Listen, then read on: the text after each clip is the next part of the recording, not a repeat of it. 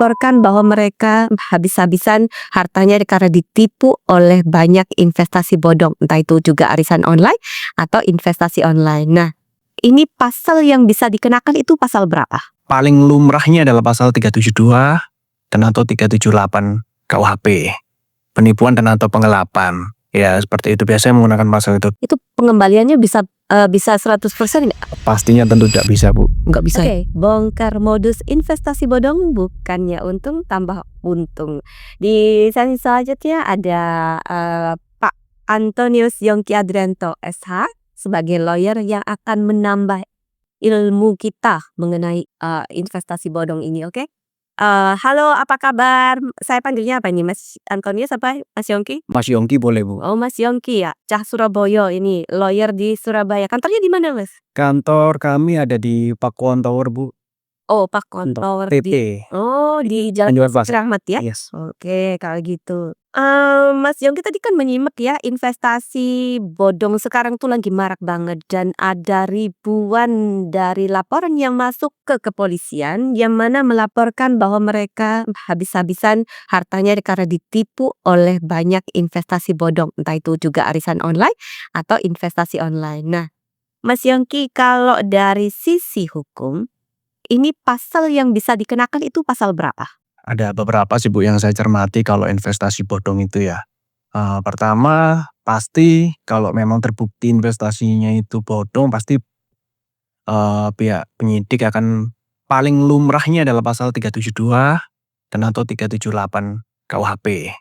Penipuan dan atau penggelapan. Ya, seperti itu biasanya menggunakan pasal itu. Tapi kemudian akan berkembang lagi nih. Ya kan, kemudian apabila uangnya itu digunakan untuk membeli macam-macam nih, untuk flexing, untuk dibelikan mobil mewah, kemudian untuk belikan barang-barang branded, bisa juga kena tindak pidana TPPU, pencucian uang, seperti itu. Jadi pasalnya banyak bisa kena, Bu, gitu.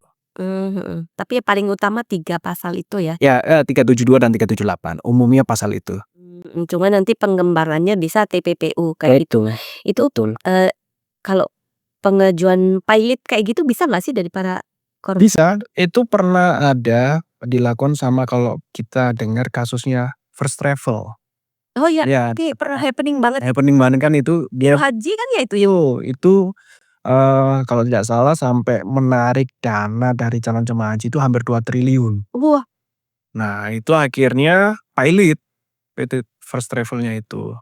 Tapi pengembaliannya itu karena ada sedikit problem waktu First Travel itu karena apa ya, aset-asetnya itu rebutan dengan kejaksaan.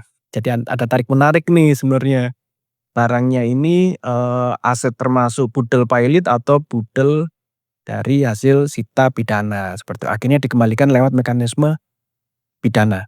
Gitu. Dikembalikan kepada jemaah-jemaahnya itu lewat pidana bukan lewat kepailitan ya, tapi seperti itu. oh gitu. Itu akan lebih mudah ya kalau dari pidana ya. Ya, Nanti mereka akan diminta untuk menjual asetnya dan membaginya kayak gitu. betul. Itu pengembaliannya bisa 100% nggak? Pastinya tentu tidak bisa, Bu. Nggak bisa ya? Nggak bisa karena sudah uangnya pasti udah pernah digunakan, dibelikan ini, dibelikan itu, berkurang tapi yang ketipu banyak. Pasti kan akan dibagi sesuai dengan proporsionalnya gitu. Proporsional tuh berdasarkan biasanya Mas, ada nggak pengalamannya gitu menangani kasus yang kayak gini? Kalau kami kebetulan sebagai kurator sih, Bu, kalau dari mekanisme lembaga kepailitan bisa dihitung asetnya berapa, utangnya berapa, aset yang dilelang berapa, kemudian baginya kita dibagi berapa itu semua diatur oleh undang-undang gitu loh, Bu. Sebenarnya lebih mudah kalau lewat mekanisme kepailitan seperti itu. Lewat sita pidana pun ya juga bisa sih, bisa juga gitu nanti lewat TPPU itu barangnya dijadikan sita pidana, kemudian setelah putusan inkrah dikembalikan kepada jemaah haji. Seperti itu. Ada nggak modus-modus dari pelaku ini kan biasanya karena mereka pinginnya selamat ya, otomatis kan harta atau asetnya itu tidak diatasnamakan mereka ya, tapi diatasnamakan orang lain di sekeliling mereka, entah temannya atau apa kayak gitu. Nah, itu biasanya terlacak atau enggak? Itu ada potensi terlacak atau enggak? Bisa, Bu, polisi pihak penyidik sudah sangat-sangat apa ya, Bu, ya, sudah sangat ahli di bidangnya itu, kita juga bisa bekerja sama dengan lembaga PPATK seperti men-tracking dananya ini lari kemana kemana dan lain-lain sudah bisa pasti terlacak Bu, gitu. Nah kemudian kalau kita kembali sedikit ke kepailitan, 1 tahun ke belakang itu bisa kita cek lewat lembaga Aksio Pollyanna gitu loh. Kalau diatasnamakan orang lain masih dalam setahun, masih bisa ditarik sebagai budal pilot gitu. Berarti pada kurun waktu terjadinya, tindak pidana tersebut ya, mulai dari kapan dia melakukan pembukaan Betul, program investasi tersebut dan selama sampai terjadinya, pilot itu pilot ya, itu ya. atau Kalau terjadinya collab itu ya. betul, kalau dia berusaha mengalihkan ke orang lain, nah itu bisa sebenarnya kalau lewat mekanisme kepailitan bisa dilihat Aksio Pollyanna itu 1 tahun ke belakang itu. Dia mengalihkan ke siapa aja. Nah itu bisa ditarik semua, gitu. Oke oke oke. Itu, ada nggak sih pesan-pesan khusus gitu Mas Yongki kalau melihat fenomena ini gitu ya? Kalau untuk flexing biasanya kayaknya memang antara kedua belah pihak ini, yang satu pingin hidupnya, hidupnya enak dengan cara instan sampai menipu, sedangkan yang korban ini pengen hidupnya enak, cepet dapat uang, cepet Dapat duit. untung ya. Iya, ada nggak pesan-pesan? Jadi gini Bu, pertama kalau kita mau investasi, kita cek dulu nih legalitasnya. Legalitasnya orang ini menghimpun dana dari masyarakat bentuknya apa? JVK, BTK, oke. Yang kemudian selanjutnya yang lebih penting, kita harus tahu peraturannya nih. Kalau menghimpun dana lebih dari berapa ratus M, itu juga harus dilihat. Punya nggak dia nih izin OJK dan lain-lain. Jadi menghimpun dana ini nggak bisa kita langsung menghimpun dana, nggak boleh. Ada peraturannya, ada regulasinya, di mana itu diatur oleh OJK. Nah, yang kedua adalah kita lihat nih kewajaran memberikan profitnya. Tadi seperti dikatakan di narasumber yang pertama, 2 minggu 17%. Wah itu sudah nggak masuk akal sama sekali. Sedangkan obligasi negara, surat utang negara itu paling besar 6-7% lah per tahun, Bu. Masa dia bisa sih ngalahin negara ngasih keuntungan itu aja sih kalau saya. 6-7% kalau SUN itu surat utang negara dan obligasi itu.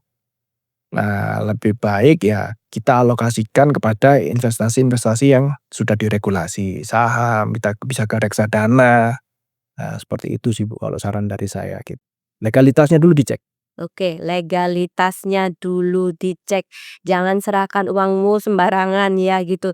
Nah, itu kan kalau kita bahas tentang badan hukum ya, investor, penerima modal dalam bentuk badan hukum. Betul. Nah, kalau perorangan kayak gimana? Ya pasti tambah nggak bisa Bu. Pastikan dia tidak ini ya, tidak melanggar undang-undang kan, seperti itu nggak boleh, dia ini kan bukan dipersyaratkan harus PT ini kalau menghimpun dana, ya kan kalau dia perorangan menghimpun dana ya jelas sudah melanggar undang-undang, pasti nggak bener. Kalau dia sudah melanggar undang-undang dicek aja loh legalitasmu apa, "Wah aku ini perorangan nih, ayo invest di aku." Nggak boleh, seperti itu pasti pasti akan ada cacat hukumnya seperti itu Bu. Oke gitu. Jadi, yang perlu dipahami untuk menginvestasikan sesuatu itu tidak semudah itu ya. Ada potensi kerugian yang muncul, juga ada potensi keuntungan. Jadi ketika kita menginvestasikan jangan berpikir tentang keuntungan saja. Pikirkan kemungkinan uang Anda juga akan rugi. Nah itu, apakah sudah siap secara mental rugi? Nah tadi Mas Yongki menyatakan kalau memang badan hukum berarti harus dipenuhi legalitasnya sesuai dengan undang-undang. Tapi kalau perorangan sebisa mungkin jangan dilakukan karena potensi kolapsnya itu atau perlindungan hukumnya sangat-sangat lemah. Misalnya kalau kita memang memaksakan ya Mas Yohi ya, memaksakan untuk menginvestasikan uang kita ke situ, itu perlu nggak sih kita minta jaminan dan sebagainya kayak gitu itu? Boleh Bu, itu, kembali lagi ke dasar kesepakatan ya 13-20. Lah kalau kita udah sama-sama sepakat, sama-sama ingin, menjalin kerjasama lebih baik diaktekan, lebih baik dibuat, suatu akta berkaitan dengan, bekerja sama tersebut. Boleh boleh diatur, "Oh aku setor duit segini, ya kan kamu jaminannya apa nih?" Ya jelas diatur semua itu, jaminan harus memenuhi terkait dengan peraturan jaminan fidusia atau HT dan lain-lain seperti itu. Nah, saran saya ya kalau ingin berinvestasi ke perorangan ya harus jelas dulu legalitasnya juga, harus ada kontraknya bagaimana, kemudian skemanya bagaimana, untungnya berapa, ruginya berapa, harus diatur jelas semuanya sih. Boleh-boleh aja sebenarnya kalau mau bekerja sama secara perorangan itu, gitu. Yang nggak boleh adalah, ya itu tadi, dia menghimpun dana sampai berapa ratus M, sampai MM-an, tapi dia nggak punya legalitas dan tidak menawarkan kontrak, tidak menawarkan apapun, seperti itu. Itu lemah sekali ya posisinya ya, seperti itu ya sebagai investor ya. Oke, kalau itu kan kalau kita ngomong dari sisi investasi ya, tuh investasi gitu. Kalau sisi arisan itu diatur nggak sih Mas? Ada nggak sih undang-undangnya mengenai arisan online dan sebagainya itu? Arisan gitu aja deh, nggak usah online, arisan itu boleh nggak sih sebenarnya? Atau itu tindakan ilegal sih di negara kita sebenarnya? Gini, kalau kita mengacu ke KUH Perdata kita itu kan ada perjanjian yang bernama, ada yang tidak bernama, ya kan. Kalau bernama udah pasti jual beli dan lain-lain, udah ada yang diatur. Yang tidak bernama pun boleh, ya kan. Menurut saya arisan ini perjanjian tidak bernama, seperti itu. Boleh-boleh saja dilakukan asal ya itu tadi, legalitasnya jelas nih, diatur, kemudian ada perjanjiannya.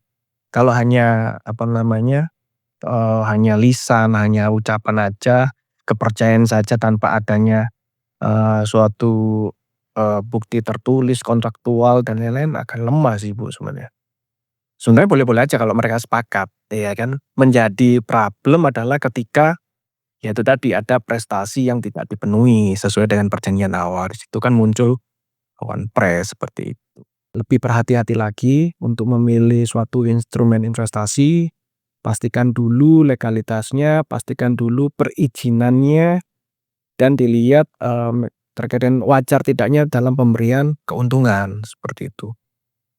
Kita bisa sedikit karena kita bisa bandingkanlah, kalau obligasi 6%, 7% yang dikeluarkan oleh negara, kalau ada yang bisa seminggu 10% ya pasti tidak masuk akal, nggak make sense lah, seperti itu. Itu harus warning lah kalian, seperti itu, jangan hanya tergiur keuntungan yang besar semata, tapi juga lihat resikonya, seperti itu. Banyak kok instrumen-instrumen yang bisa dipilih yang aman dan lain-lain, banyak. Mungkin ya itu tadi PR-nya dari eee pelaku usaha berkaitan dengan saham dan lain adalah edukasinya gitu, supaya ya yang ilegal aja banyak yang mau, harusnya yang legal bisa memberikan edukasi lebih dan lebih itu loh.